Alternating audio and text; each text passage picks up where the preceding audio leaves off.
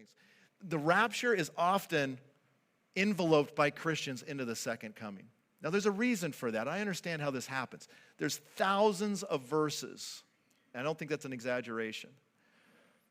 Hundreds and hundreds for sure, but I'd probably guess it would be a couple thousand references to the second coming directly and indirectly. There's only 19 verses in the New Testament on this.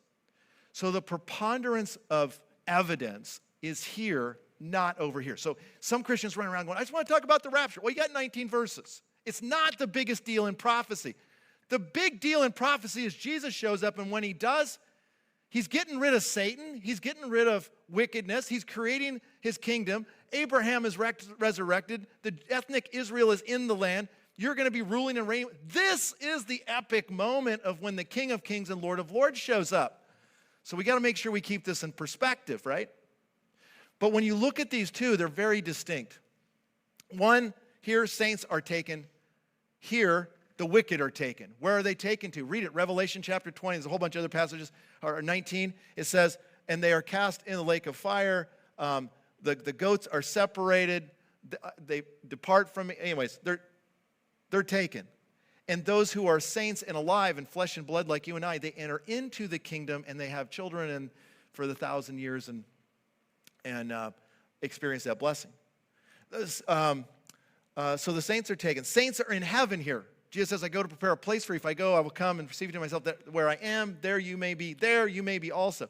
That's not what happens here. The saints are coming back to earth. It says Jesus is coming riding a white horse. How many of you like horses, all right? You're going to get a chance because it says there's this massive group of saints that are coming back riding horses. If you don't like horses, get over it. Some of you don't like to fly either, but, you know, that's a flying horse, Mark. That's even worse. Anyway, it's imminent. It can happen at any time. I got a bunch of signs here. When somebody writes something like 7 signs that the rapture is going to happen, smile, don't pay much attention. Because this is imminent, happen at any time. Nothing has to take place. Here, a whole bunch of things have to happen. The most important one and the highest peak of it all is the abomination of desolation. It's not in the Old Testament. Why? It's a mystery.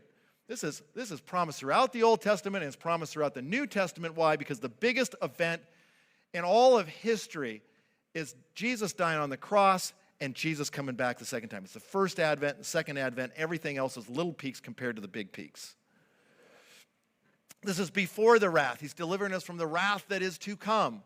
Here, it's at the conclusion of the wrath. After the 7 years of tribulation, Jesus comes back, and it's at the end. Here we meet him in the air. Here,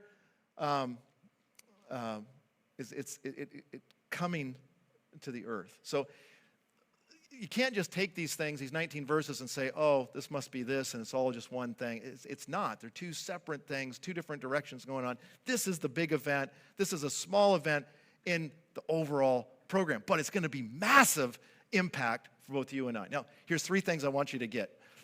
Before that, though, I want you to see this truck. Now, how many of you, I forgot about the truck. How many of you know that's a truck? How many of you know that's the best truck?